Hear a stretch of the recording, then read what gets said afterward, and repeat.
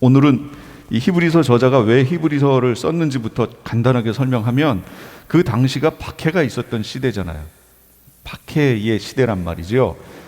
그 박해의 시대에 신앙을 갖게 된 유대인들, 유대인 크리스찬이에요. 그러니까 이 히브리서의 1차 대상은 유대인 크리스찬이에요. 이방 크리스찬이 아니고 유대인 크리스찬을 이렇게 봤더니 이 사람들이 하나하나 신앙을 버리기 시작하는 거예요. 신앙을 버렸다라는 얘기는 무슨 얘기냐면 예수 그리스도를 버렸다, 그 얘기를 말하는 거예요. 예수 그리스도만 빼면 그 당시 기독교와 유대교가 별 차이가 없었어요. 그러니까 이렇게 봤을 때 예수 그리스도만 딱 버리면 자신들의 옛날 유대교 종교였을 때 그거 핍박받지 않았잖아요. 지금 이 유대인 크리스찬들이, 이 당시 있던 크리스찬들이 핍박받는 통로가 두 통로예요. 하나는 유대인들로부터, 그 다음 또 하나의 통로는 로마인들로부터. 그래서 유대인들로부터 받았던 박해는 뭐냐면 종교적 박해, 신앙적 박해, 민족으로부터 출교당하고 막 이렇게 되는 거죠. 바울도 그 믿는 사람들을 잡으러 담에서 가다가 예수님 만난 거 아니에요. 이런 무리들이 많았어요. 그러니까 유대교로 바꾸면 돼요. 간단해요. 예수 그리스도만 부인하면 끝이에요. 그럼 유대교가 되는 거예요. 원래 돌아가는 거예요. 그 다음에 로마로부터의 박해는 뭐냐면 정치적 박해. 로마가 정치적으로 혼란스러울 때 그 혼란스러움의 정권 유지 차원에서 그 출구를 기독교로 정한 거예요. 무슨 의미인지 아시겠죠? 정치적 통로, 출구. 지금도 이거는 많이 있어요. 한국에도 그렇고 여기도 그렇고, 정치적으로 뭔가에 딱 걸려서 여론이 떨어지고 인지도가 떨어지고 그렇게 되면 다른데 뭐 사건 하나를 훅 해가지고 사람들의 관점을 그걸로 확 돌려버리잖아요. 출구라는 거예요, 이게. 그래서 그 당시 로마는 어떻게 했느냐? 기독교인들에게 이 출구를 돌려버린 거예요. 그러니까 사람들이 기독교인들에 대해서 박해를 하고 안 좋은 감정을 갖고 이렇게 됐죠. 그러니까 그 기독교에서 벗어나려면 단 하나 방법, 예수 그리스도만 버리면 돼요. 그러면 나오는 거예요. 그럼 박해의 대상이 안 돼. 양쪽으로부터의 박해의 대상에서 제외되는 거죠. 이 박해를 받으며 순교하고 죽는 사람들이 막 등장했거든요. 그러니까 유대인 크리스찬들이 이렇게 봤을 때 자기 주변에 같이 신앙생활하던 사람들 중에 끌려가서 죽기도 하고, 그 사자 원형 경기장에 가서 죽기도 하고, 끌려가서 모진 고문을 받기도 하고, 어떤 사람들이 양의 탈을 쓰고 숨어 지내기도 하고, 이런 모습들이, 신앙이 없는 사람들이 이 모습을 봤을 때 어땠을까요? 이러다 나도 죽겠네. 아직 이 성숙함이 없어서 이러다가 나도 저렇게 되겠네 하는 두려움이 생긴 거죠. 그러다 보니 신앙을 버리는 거예요. 오늘 그림은 이런 거예요. 우유병을 들고 어떤 성인이 누워 있습니다. 어머니, 그 공갈젖꼭지 같은 이걸 물고 성인이 누워 있는 모습. 이게 히브리 교회의 모습이었다는 거예요. 이 모습. 오늘 제목이 뭐죠? 성숙, 필수 또는 선택. 어떻게 생각하세요? 성숙한 것, 신앙이 성숙한 거는 필수, 반드시 해야 되는 건가요? 아니면 해도 좋고 안 해도 좋은 건가요? 선택이란 건 그거예요. 해도 좋고 안 해도 별 문제 없어요. 뭐가 문제가 없다는 얘기냐면 구원과 아무 상관없다, 그걸 말하는 거예요. 그러면 신앙의 성숙이 구원과 필연적으로 연결이 되어 있다. 두 번째, 그렇진 않다. 그냥 선택사항이다. 단지 성숙하게 되면 주님 나라 가서 상급이 많을 뿐 구원 얻는 거에는 전혀 문제 없다. 자, 어느 건가요? 필수인가요? 선택인가요? 필수 1번, 선택 2번. 진짜요? 그런데 현대 기독교인들이 성숙을 선택이라고 생각한다는 거예요. 어떻게 알아요? 너무 쉽죠. 예수 그리스도를 믿으면 구원에서 벗어날 수 있나요? 변개될 수 있어요? 우리는 지금 이렇게 하는데 일반 교회 가면 예수 그리스도 한번 믿으면, 한번 구원 얻으면 그 구원은 변개되지 않는다고 그러잖아요. 그러면 그런 사람들에게 있어서는 성숙이라는 저 주제가 선택사항이라는 거예요. 하면 상급 많아 좋고 안 해도 주님 나라 가는데 별 문제 없다라는 거죠. 어차피 믿었으니까 가는 거죠. 다음번 할 때는 반드시 필수로 해야 된다라는 이유에 대해서 설명할 거예요. 반드시. 히브리서 전체의 핵심 내용이 이제 다음 주에 나와요. 오늘은 이 성숙에 대한 얘기를, 일반적인 얘기를 조금 해보려고 합니다. 성숙과 성장이라는 말이 있어요. 성장이라는 얘기는 주로 신체적이고 외형적인 걸 얘기할 때 성장했다, 그렇게 얘기하는 거고, 성숙이라는 거는 질적이며 내면적인 걸 얘기할 때 성숙, 이렇게 얘기하죠. 키가 성숙했다 이런 말 쓰지 않잖아요. 키가 성장했다고 얘기하죠. 그러니까 외형적인 걸 말할 땐 성장, 내면적인 걸 얘기할 땐 성숙, 이렇게 얘기합니다. 그러니까 오늘 히브리서의 본문의 그림은 성장은 했는데, 시간이 지났으니까 성장은 했는데 성숙되지 못한 모습, 이게 히브리 교회를 얘기하는 건데, 이게 히브리 교회만을 얘기하는 거라면 지금 우리가 읽을 필요 없겠죠. 지금 우리와도 연결이 되어 있는 거니까 우리가 봐야 되는 거란 말이죠. 현대 교회에 이렇게 성장은 했는데 성숙이 없는 교회들이 많다라는 거예요. 또 반대로 성숙은 했는데 성장하지 못하는 것도 문제지요. 갓난아이가 누워있으면서 젖 빨고 이렇게 누워있으면서 아버지가 퇴근하니까, 아유 아버님 오늘 저를 먹여 살리시느라고 얼마나 고생하셨어요. 좀 씻으시고 저녁 좀 드시지요. 갓난아이가 그렇게 얘기한다고 치면 이것도 뭔가 좀 아니란 말이지요. 그러니까 성숙과 성장은 같이 가야 된다. 같이. 영적 미성숙, 신앙의 미성숙에 문제가 있습니다. 오늘 저자가 고민을 하는 거예요. 지난번에 우리 대제사장, 예수님이 대제사장이신데 멜기세덱의 반차를 쫓은 대제사장이다라고 설명했죠. 기억하시나요? 안 나세요?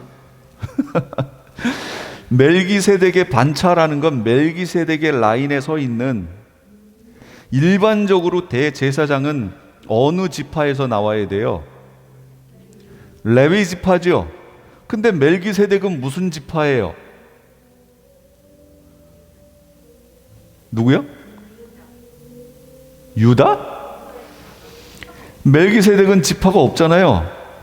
아브라함이 그 전리품을 가지고 와서 멜기세덱에게 11조를 드렸잖아요. 그러니까 아브라함하고 만났으니까 아직 지파가 생겨나기도 전 사람이잖아요. 그러니까 멜기세덱은 지파가 없어요. 지파가 없는 그가 바로 대제사장이었다라고 지금 설명하는 거 아니에요. 예수님은 일반적인 육체의 레위 지파를 쫓아서 나오는 그 대제사장 계열에 있는 사람이 아니다라는 걸 말하는 거예요.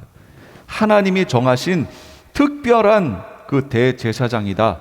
이걸 지금 설명하고 싶었던 거예요, 히브리서 저자가. 그런데 본문으로 딱 와서 뭐라 그래요? 성경을 좀 찾아주시겠어요? 오늘 본문, 자, 오늘 본문 11절. 멜기세덱에 관하여는 우리가 할 말이 많으나 너희가 듣는 것이 둔함으로 설명하기 어려우니라. 멜기세덱에 관해서 설명을 하려고 했는데, 할 말이 많은데 너희가 듣는 게 둔하대요. 그래서 설명을 못 하는 거예요, 지금. 그러니까 히브리인 그 교회가 이 말씀마저도 받을 신앙의 수준이 안 돼 있었다는 걸 말하는 거예요. 설명을 해도 몰랐다는 거죠. 그러니까 이 히브리서 저자가 그걸 설명하려고 하다가 그 앞에서 멈춰버렸어요. 아무리 설명해도 알아들을 수가 없었다라는 거죠. 이걸 한자로 뭐라 그래요? 우이독경이라고 얘기하죠. 소 귀의 경읽기. 소 귀에 옆에 가지고 그냥 경을 알무리 읽어봐요. 소는 뭐라 그래요? 그렇지, 음매하고 끝나죠. 아무 소용없는 얘기. 막상 이 히브리서를 읽게 될, 이 편지를 읽게 될 독자들을 이 히브리서 저자가 생각하니까 우이독경이에요. 아무도 못 알아들을 얘기를 할 거라는 거죠. 그래서 안타까워하는 거예요. 11절에 그래서 뭐라 그래요? 둔함으로 너희가 듣는 것이 둔함으로 이렇게 얘기하죠. 여기 둔하다는 얘기는 뭐냐면 생각함이 없는 모습, 생각이 없는 거예요. 지금 감각이 없어요. 그냥 스쳐 지나가는 거예요. 진짜 우의독경이에요. 지나가. 신경이 둔하고 무감각한 상태, 이 상태. 이들의 상태가 이랬다는 거죠. 그러니까 아무리 앞에서 설교를 해도 딱 보면 이 생각은 다른 데가 있고 말씀은 우의독경인 거예요. 그냥 지나가는 거예요. 이 말씀에 대해서 아무 생각이 없는 거예요. 이런 상태를 지금 히브리서 저자가 유대인 교회를 향해서 보내면서 그 얘기를 지금 하는 거예요. 그러니 이 대제사장, 멜기세덱의 라인을 쫓는 대제사장 예수 그리스도를 설명하려니까, 막상 설명하려고 하니까 이게 뭐 어디부터 시작해야 될지도 모르겠는 거예요. 너희가 둔해서 들을 수가 없다, 너희가. 그러니까 신앙생활의 가장 중요한 첫 단계는 뭐냐? 뭘까요? 뭐라고 생각하세요? 신앙생활의 첫 단계는 듣는 거예요. 잘 듣는 거. 그래서 성경에서 뭐라고 그래요? 같이 읽어볼까요? 시작. 믿음은 들음에서 나고 들음은 하나님의 말씀으로 기인하느니라. 말미암느니라, 그 얘기죠. 로마서 10장 17절. 믿음은 뭐에서부터 난다고요? 들음에서. 뭘 들으면? 하나님 말씀. 그러니 믿음은 하나님의 말씀을 들음으로 믿음이 나는 거예요. 다른 방법이 있어요? 그러면 이대로 해야 되는 거죠. 하나님 말씀을 들음으로 믿음이 생겨나는 거니까 신앙생활의 가장 중요한 첫 단계는 듣는 거예요. 잘 듣는 거예요. 그런데 이 히브리 교회는 젖먹이가 되었도다 이렇게 얘기해요. 12절 보세요. 때가 오래되었으므로 너희가 마땅히 선생이 되었을 터인데 너희가 다시 하나님의 말씀의 초보에 대하여 누구에게서 가르침을 받아야 할 처지이니 단단한 음식은 못 먹고 젖이나 먹어야 할 자가 되었도다 이렇게 얘기해요. 이 되었도다라는 것이 헬라 말로 동사, 직설법, 완료, 능동태, 이인칭, 복수예요. 이게 무슨 얘기냐? 이거 되었도다 하니까 동사지요. 그 다음에 완료형이에요. 그러니까 지금 현재 너희가 이런 상태가 됐다, 완료됐다 이 상태예요. 그러니까 젖먹이 수준의 아주 보잘것없는 신앙의 상태가 됐다 이걸 말해요. 근데 더 중요한 게 뭐냐면 능동태라는 거예요. 누가 그렇게 만들었어요? 이 히브리 사람들을? 2인칭 복수, 너희가 되었다 그 얘기예요. 무슨 얘기죠? 너희가 그렇게 만들어서 그렇게 됐다 그 얘기예요. 성경의 진리랑 같이 대입해서 볼까요? 성령 하나님이 우리 안에서, 성령 하나님은 우리를 인도하신다고 그랬지요. 어디로 인도하냐면 진리 가운데로 인도한다고 그랬어요. 이건 하나님 약속이에요. 하나님 약속이 우리를 진리 가운데로 인도하세요. 그러면 이 히브리 교회도 하나님이 진리 가운데로 인도하셨겠죠. 당연히 하셨겠죠. 성령 하나님이 이 히브리인들의 교회를 진리 가운데로 인도하시는데 이 정작 히브리 이 교인들은 어떻게 했다는 거예요? 성령의 인도를 능동적으로 자기가 따라가지 못하고 어떻게 했어요? 스스로 그 길을 따라가지 않고 우둔한 길로, 영적 어린아이의 길로 가버렸다라는 거예요.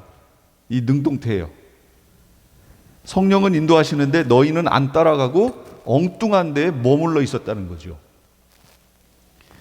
그래서 본인이 그렇게 만들었다. 다른 말로 스스로 그렇게 되었다. 그걸 지금 말하는 거예요. 스스로.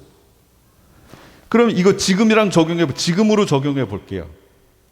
성령 하나님은 우리를 진리 가운데로 인도하십니다. 구원으로 인도하십니다. 그래서 로마서 5장에도 나와 있죠. 로마서 5장 제일 끝절에 보면 5장 제일 끝절에 이는 죄가 사망 안에서 왕노릇한 것 같이 은혜도 또한 의로 말미암아 왕노릇하여 우리 주 예수 그리스도로 말미암아 영생에 이르게 하려 함이라. 성령이 뭘 하세요? 우리를 영생에 이르게 하도록 우리를 인도해 가신다고요. 우리에게서 왕노릇하여. 그럼 우리는 뭐 해야 된다고 그랬어요? 종노릇 해야 된다고 그랬잖아요. 그럼 종노릇은 뭐 하는 거예요? 왕이 시키는 대로 해야죠. 그래야 결국 그 자리 가는 거 아니에요? 그런데 지금 이 히브리 교회는 어떻게 했다고요? 종이면서도 종노릇하지 못하고 스스로 왕이 인도하는 길을 따라가지 못하고 머물러 있었다는 거예요. 그래서 나온 결과예요, 이게. 그랬더니 영적 뭐가 됐어요? 어린아이가 돼 있는 거예요. 여전히 영적 어린아이예요. 지금으로 쳐보세요. 지금으로. 이런 현상이 있나요? 없나요? 많습니다. 정말로 많습니다. 다른 사람에게 가르쳐야 되는 수준에 이르러야 되는데 아직도 영적 어린아이래. 그래서 이 히브리서 저자가 더 높은 단계의 것을 설명하고 싶은데 설명할 수가 없다라는 거예요. 나는 이렇지 않은가? 우리는 이렇지 않은가? 우리 자신을 돌아봐야 돼요. 혹시 내 귀는 우이가 아닌가? 뭐예요? 소귀가 아닌가? 소의 귀가 아닌가? 한번 봐야 된다는 거죠. 우이. 그래서 하나님 말씀이 전해지는데 그 전해지는 것에 대해서 내가 그걸 듣고 그 말씀에 대해서 심각하게 생각하고 새기느냐? 아니면 그냥 이거 의뢰의 이 주일은 계속 오는 거니까 하고 그냥 흘려버리느냐? 우리 자신을 돌아봐야 된다는 거죠. 그렇다면 미성숙의 원인이 무엇이었을까? 앞에서 다 얘기했어요. 믿음은 어디서 난다고요? 들음. 성장과 성숙은 행함으로 견고해지는 거예요. 믿음은 들음에서 나고 그 들은 믿음에 합당한 행위를 살면 그 행위가 우리를 성장과 성숙으로 견고하게 인도합니다. 이게 성경의 원리예요.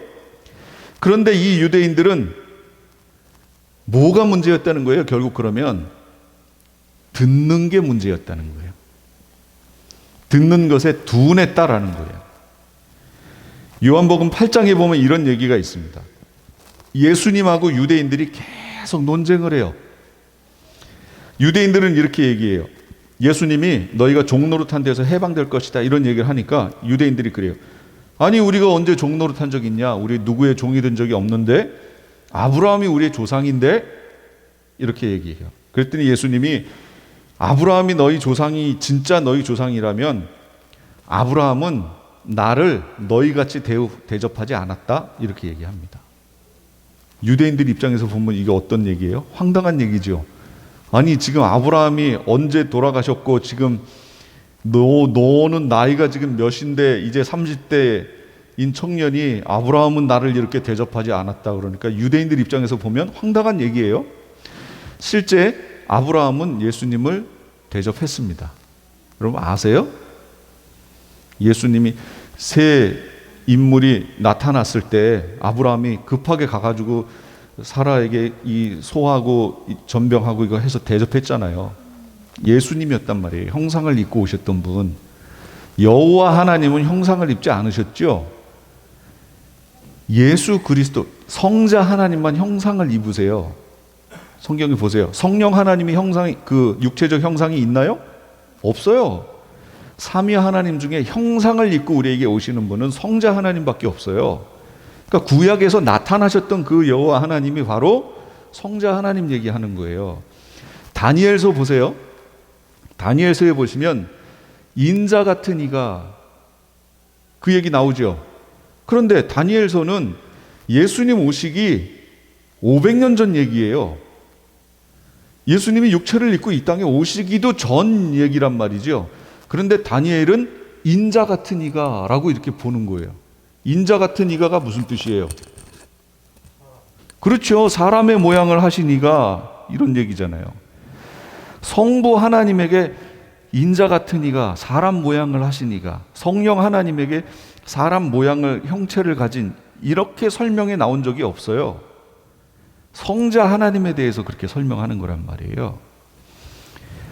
그러니까 이렇게 육체를 입고 형상을 입고 오셨던 분, 성자 하나님, 구약에도 등장합니다. 아브라함이 실제로 대접했어요. 그러니까 예수님이 얘기하는 거예요. 너희 조상, 너희가 조상이라고 하는 그 아브라함은 나를 너희처럼 대접하지 않았다, 이렇게 얘기하시는 거예요.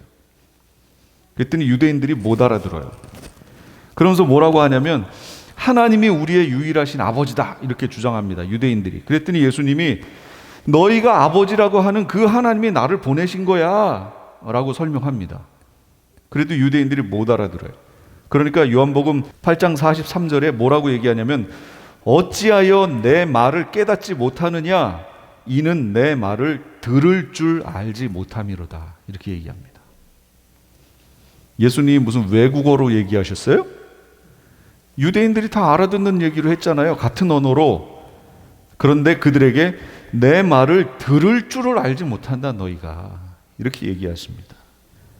이게 미성숙의 원인이에요. 일주일에 한 번씩 목사님들이 강단에서 하나님의 말씀을 전합니다. 제가 영어로 했나요? 헬라어로 했나요? 히브리어로 했나요? 한국말로 합니다. 그럼에도 어떤 분들은 신앙이 막 성장하는 것이 보이는데 어떤 사람들은 10년이 가고 20년이 가도 여전히 똑같습니다. 그건 뭐지요? 전하는 사람 문제였나요? 만약에 그 말씀을 전하는 목사님을 통해 성장하고 성숙하는 사람이 한 명도 없었다면 그러면 그 목사님 문제일 수 있어요. 100%. 그러나 그 말씀을 듣고 성장하는 사람이 한두 명이라도 있었다면 그건 목사님 문제가 아닌 거죠. 누구 문제예요? 예, 그 말씀을 받는 자의 문제였다는 거예요. 무슨 문제요? 들을 줄을 알지 못했던 거예요, 말씀을. 예수님이 여기 얘기하셨잖아요. 두 번째는 들은 것에 믿음으로 화합하지 않는 것. 이게 미성숙의 원인이에요. 들은 것에 대해서 믿음으로 화합지 않는 거예요. 여기서 13절에 경험이라는 얘기가, 의의 말씀을 경험한 자요, 이런 얘기 나오죠. 이는 젖을 먹는 자마다 어린아이니 의의 말씀을 경험하지 못한 자요, 이렇게 나와요. 이 경험하다라는 이게 원어의 뜻이 뭐냐면 숙련되다, 습관화되다, 이런 얘기예요. 그 어떤 행위가 습관화되면 상당히 쉬워지지요. 고민할 필요 없잖아요. 그 상황이 딱 되면 습관화됐기 때문에 그냥 하면 되잖아요. 노동자들이 어떤 일을 할 때 처음 그 자리에 가면 여러 가지 상황 일어날 때는 어떻게 해야 되지 막 고민하지만 숙련된 사람은 그런 거 고민할 필요가 없어요. 그냥 오는 대로 그냥 하면 돼요. 저희 집에 지금 키보드가 88건반짜리 이게 있는데 소리가 안 나요. 이거를 수화를 가르쳐 주려고 아무리 이걸 소리 나게 하려고 해도 소리가 안 나요. 그러다가 어제 황전도사가 유튜브에서 이 원인을 찾다가 속에 있는 무슨 잭이 제대로 연결이 안 돼도 이렇게 될 수 있다, 그러면서 그 설명하는 사람이 99%가 그 문제라고 설명한 거예요. 그러니까 이제 희망이 생겼잖아요. 고칠 수 있다. 제가 없는 사이에 이걸 뒤집어 가지고 그 나사를 다 풀었는데, 와, 이 키보드 하나에 나사가 얼마나 많이 박혀 있는지요. 일본 거야, 일본 거. 너무 많이 박혀 있어요. 이걸 다 풀렀어. 그리고 다 뜯었어. 속으로 막 나사 떨어지는 걸 막 자석으로 이렇게 해가면서 다 풀렀어요. 그래서 그걸 다시 다 꼈죠. 끼고서 제가 접촉이 잘 되라고 또 WD를 거기다가 다 뿌렸네. 뿌려서 다 연결을 하고서 이제 다시 끼는데 전동 드라이브를 가지고 제가 이게 숙련된 사람하고 그렇지 않은 사람의 차이가 그거예요. 숙련된 사람은 이걸 어떻게 써야 되는지 알잖아요. 이렇게 나사를 잡고 얘를 해가지고 끝에를 해서 여기다가 나사하고 끝을 이렇게 탁 잡고 끼고 두루룩 끼고 두루룩 하면 금방 쉽잖아요. 근데 황전사는 그게 아니잖아요. 툭 떨어지면 다시 또 해가지고 툭 떨어지면 다시 이러고. 그러니까 제가 가정에 쉽게 두루룩 두루룩 두루룩 하는 거 보고선 아, 저렇게 하는 거구나를 알았다는 거죠. 저는 그거 많이 해봤으니까. 숙련된 사람하고 그렇지 않은 사람하고는 차이가 있다는 거예요. 결론적으로 키보드 고쳤느냐? 못 고쳤어요. 못 고쳤어요. 그렇게 했는데도 안 돼. 그래서 버려야 될 것 같아요. 아무래도 그냥 너무 아까워서 지금 안 버리고 갖고 있으려고 계속 고치려고 했는데 안 되더라고요. 경험하지 못한 자요. 이거 서툴다 그 얘기. 서툴다. 서툴러요. 그래서 히브리서 4장 2절에 이렇게 얘기하는 거예요. 같이 읽어볼게요. 시작. 그들과 같이 우리도 복음 전함을 받은 자이나 들은 바 그 말씀이 그들에게 유익하지 못한 것은 듣는 자가 믿음과 결부시키지 아니하니라. 뭐라고요? 똑같이 말씀이 전해지는데 어떤 사람에겐 은혜가 되고 어떤 사람에겐 은혜가 안 돼요. 왜 그렇다고요? 듣는 사람이 그 전해진 말씀에 대하여 믿음과 결부시키지 않았다. 결부란 얘기 연관시키지 않았다는 거예요. 예. 왜 결부시키지 않았느냐? 본인 생각으로 그걸 판단한다든지 우의독경했다든지 이러면 믿음으로 결부시킬 수가 없죠. 그러면 10년이 가고 20년이 가도 아무 소용없다는 거예요. 아무 소용없어요. 결과적으로 미성숙한 상태에 그대로 머물러 있게 됩니다. 그럼 미성숙한 상태에 그대로 머물러 있으면 어떻게 되는데요? 그건 다음번에 얘기할게요. 아주 심각한 결과가 나옵니다. 모든 사람에게 같은 결과가 나오는 것은 아니지만 그러나 심각한 결과에 이를 수 있어요. 그건 이제 다음번에 얘기할게요. 그렇다면 이런 영적 미성숙의 상황을 우리가 어떻게 극복해낼 것인가? 성숙의 상태는 뭐냐면 성숙의 상태를 알아야 우리가 그 상태로 갈 거 아니에요. 그럼 성숙의 상태는 뭐냐? 옳고 그름을 분별할 만큼 훈련된 상태. 이게 성숙의 상태라는 거예요. 옳고 그름을 분별해낼 수 있다라는 거죠. 분별. 그러니까 선악을 분별하는 자들, 이게 성숙의 상태예요. 자, 그러면 물어볼게요. 동성결혼, 이게 선인가요, 악인가요? 악이요. 뭘 판단 기준으로 삼았어요? 하나님의 말씀. 자, 그러면 인권이라는 기준을 여기다가 대입해 볼게요. 기준을 인권으로 놓을게요. 그러면 동성결혼이 선인가요, 악인가요? 인권이라는 기준을 집어넣었을 때, 그럴 때는 선이죠. 인권이라는 얘기를 할 때, 사람의 존엄성, 사람의 이런 걸 얘기를 할 때는 그 기준으로 똑같은 상황을 보면 선으로 바뀌어요. 그런데 지금 말씀하신 것처럼 하나님의 말씀을 기준으로 해서 이걸 대입해 보면 동성결혼은 악이에요. 악이에요. 무슨 얘기예요? 성숙하려면 내 속에 선악 구별에 대한 판단 기준이 정확히 서야 한다라는 거예요. 그 판단 기준은 뭐예요? 예, 하나님 말씀이라는 거예요.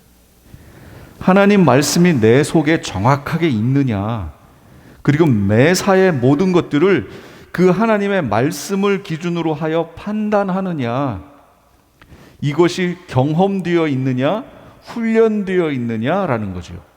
그리고 그 판단을 했다면 그 판단대로 행동하느냐라는 거예요. 이게 성숙으로 가는 거예요. 여러 가지 것들이 있어요. 우리 신앙생활할 때 여러 가지 상황들이 펼쳐졌을 때 그걸 하나님 말씀의 기준으로 놓고 봤을 때 이거는 하나님이 기뻐하시지 않는 건데 하면 그 자리에서 그걸 딱 멈추고 하나님이 기뻐하시는 것으로 선택할 수 있느냐. 이거 하나님이 안 기뻐하시는데, 그런데 이거 포기하면 내가 손해가 너무 많은데, 그러면 그 사람의 가치관은 뭐가 우선인 거예요? 하나님 말씀보다 손해냐 아니냐, 이게 더 가치가 있다는 거 아니에요. 그래서 이걸 다른 말로 가치관이라고 얘기하는 거예요. 가치. 내가 어떤 것에 최고의 가치를 두느냐. 물질에 최고 가치를 두는 사람은 그 물질 때문에 하나님께 대한 신앙의 반응을 뒤로 미뤄요. 물질이 최고 가치니까 여기에 기준을 삼는 거예요. 이 말이 이해가 되시죠? 그러니까 내 가치관이 뭐냐, 이걸 다른 말로 뭐라고 얘기하냐면 세계관이 뭐냐, 그걸 이렇게 얘기하는 거예요. 가치관이란 세계관, 이 세계가 어떻게 흘러갈 것이고 하나님이 어떻게 이거를 만들었느냐, 끝은 어떻게 되느냐, 전체적인 내용을 보는 거, 그 세계관이죠. 그 세계관 안에 가치관이라는 게 들어있어요. 그래서 세계관을 가지고 그렇다면 나는 무엇에 최고의 가치를 두고 살아야 하는가를 결정하는 거, 그게 가치관이잖아요. 그러니까 하나님의 말씀에 최고의 가치를 두고 나는 살겠다. 비록 나에게 손해가 나는 한이 있어도 그렇게 살겠다. 그리고 실제 그렇게 사는 것, 이게 성숙이란 말이죠. 그러면 그렇게 되기 위해서 훈련을 해야 되겠죠. 그래서 하나님께서 이스라엘 백성을 광야 40년 동안 보내셨어요. 그리고 뭐라고 하시냐면 떡으로 사는 것이 아니라 하나님의 입으로 나오는 말씀으로 사는 것을 훈련한다라고 얘기하시는 거예요. 광야 속에. 광야에서 거기 먹을 게 뭐가 있어요? 아무것도 없잖아요. 먼지하고 돌멩이밖에 없는데. 그리고 거기에 뭐 농사를 할 수 있어요? 수시로 움직이는데 농사도 안 되죠. 어떻게 뭘 먹어요? 하나님께 순종하면 하나님이 먹는 건 채우시는 거다를 배우게 하는 거예요. 그래서 하나님의 입으로 나오는 말씀으로 사는 것을 그들로 하여금 훈련시키고 깨닫게 하기를 원하셨던 거예요. 그런데 1세대는 어떻게 했어요? 경험했잖아요. 어디에서? 애굽에서. 애굽에서 먹던 거, 마시던 거, 즐기던 고기, 이런 걸 경험했는데 이걸 광야에 들어와서도 못 버리는 거예요. 여전히 과거의 그 삶에 그냥 묻혀 있는 거지요. 그랬더니 그들은 어떻게 됐어요? 하나님이 약속하신 가나안 땅에 못 들어갔다라는 거예요. 지금으로 적용하라는 얘기예요. 어떻게 된 거예요? 내가 예수 그리스도 믿기 전에, 아니 믿은 후에라도 이 세상 것에 취해 있었잖아요. 계속 신앙을 가졌어요. 그럼에도 불구하고 이 세상 것에 취해서 이 세상 것을 추구하는, 이 세상 것에 가치를 두는 그런 삶을 계속해서 산다면 이게 똑같은 얘기예요. 이스라엘하고. 그럼 어떻게 돼요? 주님이 약속하신 거기에는 못 들어간다, 그걸 말하는 거예요. 그러니 성숙은, 성장은 필수인가요? 선택인가요? 필수예요. 그거 안 하면 안 돼요. 예수 그리스도를 믿기로 시작한 후부터 신앙은 성숙해야 되는 거예요. 계속해서 성숙해야 돼요. 이제 그렇게 안 하면 어떻게 되는지는 다음번에 얘기한다고 그랬어요. 창조 기사를 보세요. 잘 아시는 대로 그 코에 생기를 불어넣으시니 사람이 뭐가 됐어요? 생명이 됐어요. 그러니까 살아있는 리빙 소울이 된 거예요. 살아있는 혼이 된 거예요. 비로소 사람이 된 거예요. 그때부터 아담이라고 부르셨어요. 아담이 뭐냐면 사람이란 뜻이에요. 아담아 아담아 네가 어디 있느냐, 그거는 사람아 사람아 네가 어디 있느냐, 이렇게 사람을 부르신 거예요. 진정한 사람이 됐다는 거죠. 다시 말하면 진정한 사람은 뭐예요? 하나님의 호흡을 마시고 살 때 그게 진정한 사람이라는 거예요. 사람이라 불려지는 많은 사람들이 이 땅에 있지만 하나님이 사람, 아담이라고 부르는 이들은 몇 명이 안 된다는 거예요. 일반 자연인은 하나님 편에서 봤을 때 사람이 아닌 거예요. 사람은 누구예요? 하나님의 호흡을 맡고 사는 사람들, 그 사람들이 진짜 사람들이거든요. 에스겔서 37장에 보면 그 뼈 아시죠? 뼈가 이제 그 환상을 통해서 골짜기에 죽은 시체들 뼈 조각이 있는데 하나님의 말씀을 대언하라 라고 했더니 힘줄이 붙고 살이 붙고 뼈가 그래서 하나의 군대가 됐잖아요. 하나님의 혼, 하나님의 호흡, 하나님의 말씀이 들어갈 때 그 무리가 진정한 하나님의 사람들이 된다. 이 세상에도 그냥 자연인이 있지만 진짜 하나님이 원하시는 진정한 사람들이 있다. 주로 교회에 있겠죠? 그렇다고 교회의 모든 사람이 다 진정한 사람들이라는 얘기는 아니에요. 아닌 사람들도 있을 수 있기 때문이에요. 그러니까 여기 계신 분들은 나는 진정한 하나님의 사람인가, 하나님이 만드신 진짜 사람인가, 우리 자신을 돌아봐야 된다는 거예요. 그게 성숙하고 성장해 가는 거예요. 결론입니다. 우리의 온 정성을 다해서 말씀을 들어야 돼요. 우의독경되게끔 하시면 안 돼요. 진짜로 그렇게 들으셔야 돼요. 믿음은 하나님의 말씀을 들으면서 나기 때문에 그렇습니다. 두 번째는 하나님의 의에 대해서 올바로 이해하고 그것을 실천하며 살아야 돼요. 분별력 얘기하는 거예요. 분별하셔야 된다는 거. 기준이 뭐예요? 하나님 말씀. 그 말씀을 내 삶에 적용해서 하나님이 기뻐하시지 않는 거면 손해가 나는 한이 있어도 멈추고 하나님이 기뻐하시는 것은 그대로 나아갈 수 있는 그 분별력이 우리에게 필요하다. 마지막으로 하나님의 말씀을 삶의 수많은 결정의 순간에 지속적으로 적용하는 거예요. 적용. 말씀을 적용. 그래서 경험을 쌓는 거예요. 뭐에 대한? 하나님 말씀에 대한 경험. 숙련된 자가 되어야 한다는 거죠. 초보에 머물러 있으면 안 돼요. 숙련된 자로 계속해서 말씀을 내 삶에 적용해 봐야 돼요. 그렇게 할 때 어떤 상황이 되면 숙련공이기 때문에 그 상황을 금방 휙 이겨나갈 수 있어요. 근데 숙련이 안 되면 상당히 힘듭니다. 숙련이 안 됐는데 여기 전기공사 이거 좀 껌뻑껌뻑이잖아요. 이거 고쳐야 돼요. 어떻게 고쳐야 되는 줄 아세요? 저 안에 안전기라는 게 있어요. 그거 이 전기 끊고 그 안전기 잘라내고 요 옆에 여기 원래 여기 있던 거 하나 있어요. 형광등이. 그럼 여기에서 그 안전기 떼다가 저기다가 붙여서 연결해야 돼요. 그러면 돼요. 그 일이 쉬울까요? 어려울까요? 저한테는 안 어려워요. 좀 성가신 것 뿐이에요. 사다리 놓고 올라갔다 내려왔다 이거 뜯었다 먼지 썼다 이러니까 성가신 거지 일 자체가 저한테는 어렵지 않아요. 그런데 제가 여기서 정명숙 집사님한테 이것 좀 하라고 그러면 될까요? 될 것 같아요?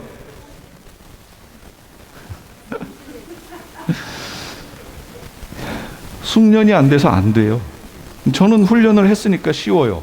그러니까 숙련된다라는 것이 우리 모두는 말씀에 대해서 숙련공이 되어야 되는 거예요. 계속 적용하셔서 삶의 작은 것부터 주님 앞에 주일날 나오는 것에서부터 숙련공이 되도록 훈련하셔야 된다는 거죠. 훈련이 안 되면 안 됩니다. 하나님의 말씀을 적용하는 것은 숙련공이 되어야 하는 것이다. 꼭 기억하셔서 모두가 신앙의 성숙을 또 성장을 이루시는 우리 프레이즈교회 성도님들 다 되시기 바랍니다. 기도하겠습니다.